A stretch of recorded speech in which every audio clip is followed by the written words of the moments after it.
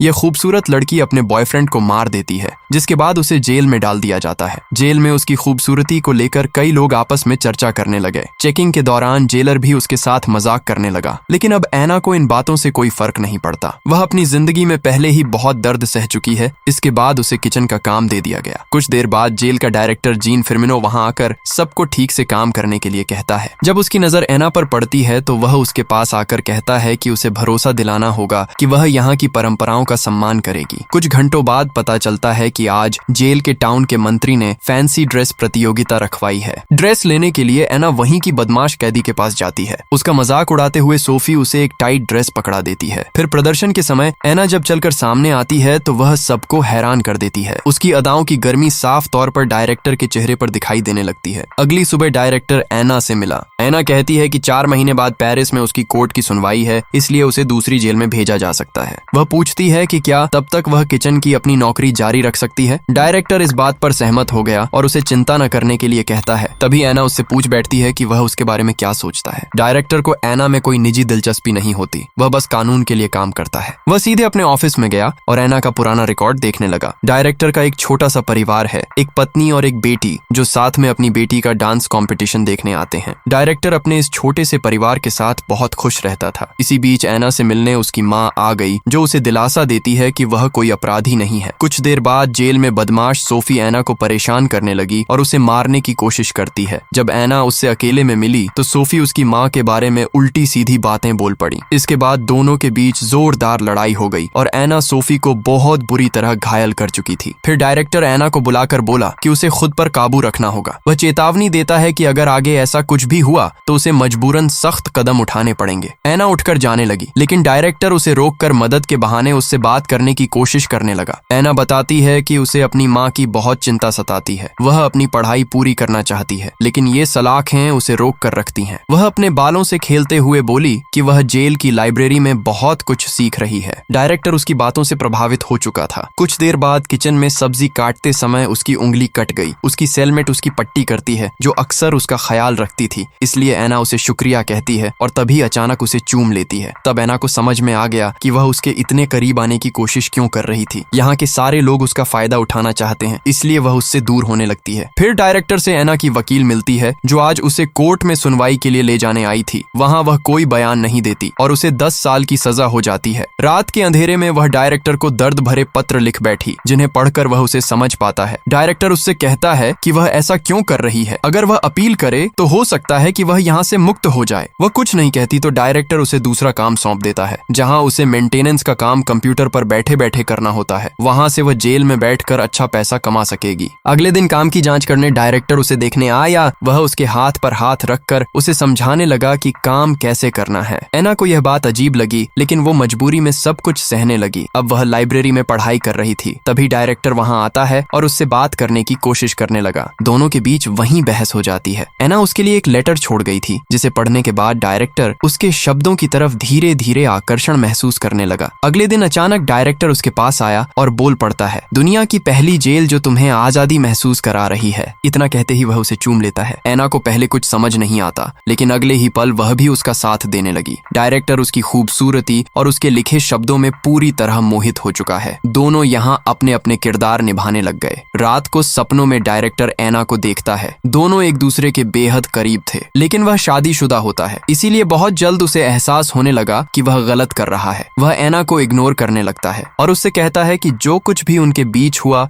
वह गलत था। उन्हें अब दूरियां बना लेनी चाहिए। दूरियां ही उनका दर्द कम कर सकती हैं। आखिरकार वह फैसला करता है कि वह उसका ट्रांसफर करवा देगा, लेकिन ऐना इस बात से सहमत नहीं होती। वह उसे एक डरपोक आदमी बोलती है। कुछ घंटे बाद जेल के अंदर डायरेक्टर की पत्नी आई, जो एक मॉडल जैसी दिखने वाली लड़की का स्केच बनाना सबको सिखाने वाली है। ऐना मॉडल बनने से मना करती है, लेकिन फिर अचानक एक एक करके अपने कपड़े उतारने लगी। डायरेक्टर यह सब देख रहा था और जैसे ही उसकी पत्नी उसे देखती है, वह तुरंत वहां से चला जाता है। रात होने पर डायरेक्टर की पत्नी उसके सामने खुद को पूरी तरह खोल देती है, ताकि वह जेल की उस खूबसूरत मॉडल ऐना की कमी को पूरा कर सके। अगली सुबह डायरेक्टर जेल की बदमाश सूफी के पास गया और बोला कि मजबूरी में उसका ट्रांसफर कराना पड़ेगा, तब तक उसे यहीं सड़ना होगा। गुस्से में सूफी उसे धमकी देने लगती है कि वह उसकी असलियत जानती है और सबको बता देगी कि उसके और ऐना के बीच क्या चल रहा है। इस बात से अनजान बनते हुए डायरेक्टर उसे कह देता है कि वह जो भी बोलेगी उसकी बात बात कोई नहीं मानेगा। अगले ही पल वह देखता है कि एना काम छोड़कर खुद का मेकअप करवा रही है। डायरेक्टर सबको वहां से हटा देता है और उसे कंप्यूटर रूम में ले जाकर वो अपने हाथों से उसका मेकअप करने लगता है। वह उससे उसकी फैमिली के बारे में पूछने लगी। डायरेक्टर फैमिली की बात करने से मना करने लगा, लेकिन जब एना उसका मेकअप करने लगी तो वह जिद पर अड़ जाती है कि उनके बीच कुछ भी छिपा नहीं होना चाहिए और दोनों एक दूसरे से कोई झूठ नहीं बोलेंगे। वह उसकी बंद भावनाओं को खोलने लगती है और डायरेक्टर के लिए यह अनुभव बेहद रोमांचक बन जाता है। वह धीरे धीरे अपने जेल के डायरेक्टर होने का कर्तव्य भूल सा गया था। जेल के नियमों के अनुसार डायरेक्टर और कैदियों के बीच दूरी रहनी चाहिए। दोनों जानते हैं कि उनका रिश्ता गलत है। अगर यह बात बाहर आ गई तो जीन की नौकरी खत्म हो सकती थी और एना की हालत और खराब हो जाती, लेकिन फिर भी दोनों एक दूसरे से दूर नहीं रह पाते। उनके मिलने का सिलसिला अब बढ़ने लगा था। एक ही दिन में 2 से 3 बार मुलाकात होने लग गई थी। एना खुश रहती थी और डायरेक्टर को भी, जैसे जिंदगी जीने का एक नया मतलब मिल गया था। तभी अचानक वहां एक कर्मचारी आ गई और दोनों तुरंत अलग हो जाते हैं। डायरेक्टर को याद आता है कि वह मीटिंग के लिए लेट हो रहा है। वह एना को ठीक से काम करने के लिए बोल गया और वहीं से मीटिंग के लिए निकल पड़ता है। हैरानी की बात यह होती है कि मीटिंग बहुत जल्दी खत्म हो जाती है, जिससे बाकी सभी सदस्य चौंक गए थे। दूसरी तरफ एना की अपनी माँ से बहस हो जाती है, जहाँ मजबूरी में गार्ड उसे अंदर ले जाते हैं। रात को जब वह अपने कमरे में अकेली लेटी थी, तभी डायरेक्टर उसके पास आया। एना कहती है कि उसे बहुत बुरा लग रहा है क्योंकि उसने अपनी माँ पर सारा गुस्सा निकाल दिया था। अगले ही पल दोनों एक दूसरे की बाहों में सिमट जाते हैं। वह उसे रोकने की कोशिश करने लगी, लेकिन डायरेक्टर अब खुद पर काबू नहीं रख पाता, जैसे वह अपने अंदर का सारा खालीपन भरने आया हो। वह डायरेक्टर को अपना नंबर देती है ताकि दोनों मैसेज पर लगातार बात कर सकें। डायरेक्टर वहां से जाने लगा और बोला कि उसके पास यहाँ रुकने का फालतू समय नहीं है। वह अपने परिवार के साथ छुट्टियां मनाने जा रहा है। डायरेक्टर का रवैया देखकर एना गुस्से में उसे जोरदार थप्पड़ मार देती है और वह बिना कुछ कहे वहां से चला गया। रात को उसकी बेटी वेकेशन पर जाने को लेकर सवाल करने लगी, लेकिन डायरेक्टर का ध्यान बार बार अपने मोबाइल के मैसेज पर जा रहा था। मैसेज पर एना ही थी। उसकी पत्नी को अब धीरे धीरे शक होने लग गया था। जैसे ही वह उसे टोकती है, डायरेक्टर घबरा जाता है और अपनी ही बेटी के सवालों का सही जवाब नहीं दे पाता। अगले दिन ऑफिस साफ करने के बहाने वह एना को बुलाया। एना बिना पूछे ही शरारती हरकतें करने लगी। डायरेक्टर की कुर्सी पर बैठ गई और उसकी गन के साथ खेलने लगी। डायरेक्टर उसे भरोसा दिलाता है कि वह उसका ख्याल रखेगा। जब डायरेक्टर वेकेशन पर था तो रात में एना अपनी कुछ तस्वीरें खींचकर उसे भेजती है। उन्हें देखते ही डायरेक्टर का खुद पर से काबू ढीला पड़ने लगा और वह अपनी पत्नी के करीब जाने की कोशिश करने लगा। अचानक उसकी पत्नी महसूस करती है कि उसका व्यवहार अब काफी हिंसक हो गया है। वह उसे दूर रहने की चेतावनी दे गई। दूसरी तरफ डायरेक्टर से दूरी बढ़ने पर एना टूटने लगी थी और वह ढेर सारी गोलियां खा लेती है। इसके बाद डायरेक्टर क्लब में गया तो नशे में वह किसी और लड़की को एना समझ बैठा। वहीं पर वो उसके बॉयफ्रेंड के हाथों बुरी तरह लात घूंसे खा जाता है। अगले दिन वह अस्पताल गया एना से मिलने, लेकिन पुलिस उसे अंदर जाने से मना करती है क्योंकि प्रिजन स्टाफ के खिलाफ जांच बैठ चुकी थी। ये सुनकर डायरेक्टर हैरान था कि ऐसी कौन सी बात इन्हें पता चल गई उसके खिलाफ, और चुपचाप वहां से निकल गया। कुछ देर बाद जुडिशियल अधिकारी उससे पूछताछ शुरू करता है। 6 महीने पहले वह कहाँ था? डायरेक्टर के पास इस सवाल का कोई साफ जवाब नहीं मिलता। उसे खुद भी याद नहीं आता कि उस दौरान वह कहाँ कहाँ गया। तब अधिकारी एक एक करके सवाल उठाता है। कोर्ट में, अस्पताल में और कई दूसरी जगहों पर वह आखिरकार क्या कर रहा था? फिर एक लेटर सामने रखा गया। वह ये भी कहता है कि एना को उसके सेल से बाहर इसलिए निकाला गया क्योंकि वह कंप्यूटर चलाने में एक्सपर्ट है। जेल में बहुत कम लोग ऐसे हुनरमंद मिलते हैं। जुडिशियल अधिकारी फैसला सुनाता है, जब तक जांच पूरी नहीं होती सुनवाई से पहले एना का ट्रांसफर कर दिया जाएगा। ये सुनकर डायरेक्टर गुस्से में वहां से निकल गया, जैसे इन बातों से उसे कोई फर्क ही न पड़ता हो। उधर उसकी पत्नी तक भी उनके रिश्ते की खबर पहुंच चुकी थी और वह भी उससे दूरी बनाने लगी। अब डायरेक्टर चुपके से गार्ड बनकर जेल की छत पर पहुंच गया और गुस्से में कई बम फोड़ देता है, जैसे अपने अंदर का सारा दर्द बाहर निकाल रहा हो। इसके बाद वह एना से फोन पर बात करता है। एना को उसका यह नया अंदाज भी अजीब तरह से पसंद आ गया कि उसने उसके लिए इतना बड़ा कदम उठा लिया। डायरेक्टर अब उसके बिना नहीं रह पाता और उससे मिलने की बेचैनी बढ़ने लगी थी। उधर एना को भी उसके साथ बिताया हर पल बार बार याद आ रहा था। इसी बीच एना कोर्ट से अपील लेने का बहाना बनाती है और डायरेक्टर, जो अब छुपकर गार्ड बना हुआ है, उसके साथ जाने लगती है। दोनों बहुत खुश रहते हैं और फिर होटल पहुंचते हैं। लेकिन एना को महसूस होने लगा कि अब डायरेक्टर उसकी कमी पूरी नहीं कर पा रहा। वह कमजोर पड़ चुका था। एना साफ कह देती है वह अब नई जिंदगी जीना चाहती है और बहुत जल्द यह सब छोड़ने वाली है। डायरेक्टर उसे मनाने की कोशिश करने लगा। कहता है कि जैसे ही वह जेल से आजाद होगी दोनों हमेशा के लिए साथ रहेंगे, लेकिन एना ऐसा नहीं चाहती। वह अपने रिश्ते की सीमाएं यहीं तय कर चुकी थी। बाहर निकलकर डायरेक्टर उसके लिए एक नया सिम कार्ड लेता है ताकि दोनों संपर्क में रह सकें। आखिरी बार दोनों एक दूसरे का हाथ थामते हैं और फिर रास्ते अलग हो जाते हैं। डायरेक्टर वापस अपनी पत्नी के पास लौट गया। उसकी पत्नी उसे साफ साफ कहने लगी क्या वह लड़की उसे सच में प्यार दे पाएगी, और अगर एक बार जेल से बाहर आ गई तो क्या वह उसे भूल नहीं जाएगी। डायरेक्टर को यकीन रहता है वह लड़की उसे धोखा नहीं देगी। दोनों दोनों के बीच सच्चा प्यार पनप चुका था, लेकिन उसकी पत्नी अब थक चुकी होती है। वो कहती है उसे जल्द फैसला लेना होगा, वह इस तरह और नहीं जी सकती। वह उसे याद दिलाती है उसने उसकी हर कमी पूरी की, फिर भी आखिर ऐसा क्या रह गया जो अब उसे किसी और की जवानी में दिलचस्पी दिखने लगी। आखिर में वह बस उसका भला चाहती है और आखिरी बार कहती है वह अब ज्यादा देर रुकने वाली नहीं। कुछ देर बाद एना ने डायरेक्टर को फोन की, लेकिन इस बार कॉल उसकी पत्नी उठाती है। वो सख्त लहजे में बोली, अब हमारी जिंदगी बर्बाद करना बंद करो। यह सुनकर एना टूट गई और तनाव में रो पड़ी। वो समझ जाती है उसकी वजह से डायरेक्टर की फैमिली की जिंदगी बर्बाद हो रही है। वो हर सच्चाई छुपाना चाहती है, खासकर ये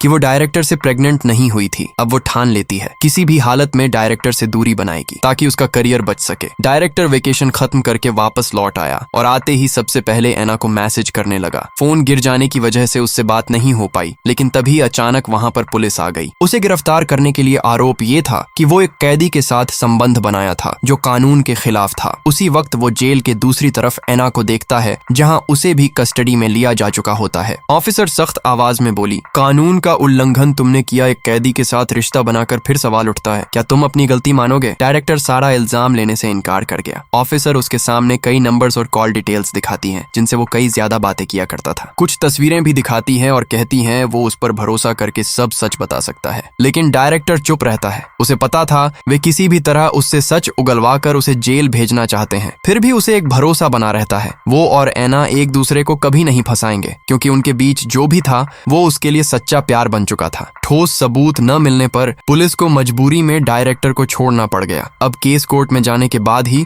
कोई फैसला निकलना तय रहता है। तब तक डायरेक्टर आजाद रहता है। इधर कोर्ट एना को जेल से रिहा करने की मंजूरी दे देता है। ये खबर मिलते ही डायरेक्टर उसे लेने पहुंच गया, लेकिन एना उसका भला चाहती है, इसलिए उसे अनदेखा करने लगी। वो उसके करीब आकर बातें करने लगा, लेकिन तभी वहां पर एना का बॉयफ्रेंड उसे लेने पहुंच गया। डायरेक्टर जबरदस्ती उसे अपने साथ ले जाने की कोशिश करने लगा, लेकिन उसका बॉयफ्रेंड उसे नीचे गिराकर साफ चेतावनी दे गया कि हमेशा के लिए उससे दूर हो जा। एना एक बड़ा फैसला लेती है और प्रेगनेंसी खत्म करने के लिए पिल्स ले लेती है। उधर डायरेक्टर आंखों में दर्द लिए अपनी बेटी के डांस कंपटीशन में पहुंच गया। उसे देखते ही उसकी बेटी खुशी से भर जाती है और उसकी पत्नी भी समझ गई। सच्चे प्यार की वैल्यू डायरेक्टर बहुत जल्द समझ गया। आखिर में कोर्ट का फैसला आ गया, किसी को सजा नहीं मिलती, क्योंकि दोनों एक दूसरे को फंसाने की कोशिश नहीं करते और जो भी उनके बीच था वो उनके लिए सच्चा प्यार बन चुका था। लेकिन कुछ कहानियां साथ खत्म नहीं होती, बस यादों में रह जाती हैं और उनकी यह अधूरी प्यार भरी कहानी यहीं खत्म हो जाती है। धन्यवाद देखने के लिए।